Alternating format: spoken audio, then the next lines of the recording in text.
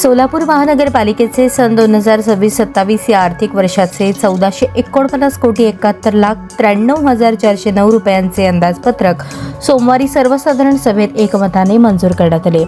गेल्या 4 वर्षांनंतर प्रथमच लोकप्रतिनिधींच्या उपस्थितीत झालेल्या या सभेत तब्बल 12 तास सविस्तर चर्चा होऊन रात्री 11 वाजता बजेटवर शिक्कामोर्तब करण्यात आले. महापौर विनायक कोंड्याल सभेवेळी योग्य समन्वय ठेवल्याचे दिसून आले. नगरसेवकांना समान निधी आणि विशेष तरतूद. यावेळच्या अर्थसंकल्पाचे मुख्य वैशिष्ट्य म्हणजे प्रशासनाने सुचवलेली 60 कोटींची करवाढ फेटाळून लावत हे बजेट करमुक्त ठेवण्यात आले आहे.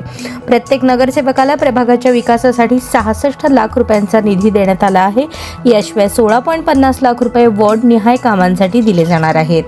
महापौरांसाठी 5 कोटी, उपमहापौरांसाठी 3 कोटी, स्थायी समिती सभापतींसाठी 3 कोटी, सभागृह नेत्यांसाठी 3 कोटी अशा एकूण 14 कोटींची तरतूद करण्यात आली आहे. शहरातील पाणी पुरवठा यंत्रणा सुधारण्यासाठी 10 कोटी रुपयांची विशेष तरतूद करण्यात आली आहे. यासोबत ड्रेनेज आणि पाणी पुरवठ्यासाठी प्रत्येकी 3 कोटी, पावसाळी गटारांसाठी 4 कोटी, नवीन शाळा इमारतींसाठी 3.26 कोटी आणि महिला प्रसूतिगृहांच्या सुधारणेसाठी 3 कोटी, शहरातील रस्ते बांधणीसाठी 3 कोटी तर उद्यानांच्या सुशोभीकरणासाठी 3 कोटी रुपये, जुळे सोलापूरमध्ये नाट्यगृह आणि इंडोर स्टेडियमसाठी प्रत्येकी 1 कोटी रुपयांची तरतूद, प्रमुख बाजारपेठांमध्ये सीसीटीव्ही कॅमेरे लावण्यासाठी 50 लाख आणि महिलांसाठी स्वच्छतागृहे आणि पिंक टॉयलेट बांधण्यासाठी 1 कोटींची तरतूद, महापालिका कर्मचाऱ्यांसाठी पहिल्यांदाच 3 कोटी रुपयांची मेडिक्लेम योजना लागू करण्यात आली असून याचा लाभ 9,000 कर्मचाऱ्यांना मिळणार आहे. अंदाजपत्रकात विविध समाजांसाठी ही तरतूद करण्यात आली आहे. यात लिंगायत भवन, बसवेश्वर पुतळा दुरुस्ती 60 लाख, पद्मशाली समाज कुलदैवत मार्कंडेय मंदिर परिसर सुधारणा 75 लाख आणि नियोजित मराठा भवन बांधकामासाठी 1 कोटी रुपयांचा समावेश आहे. हे वचनपूर्तीचे अंदाजपत्रक आहे. सर्व नगरसेवकांना समान निधी देऊन शहराचा समतोल विकास साधण्याचा आमचा प्रयत्न आहे, असे सोलापूरचे महापौर विनायक कोंड्याल यांनी सांगितले.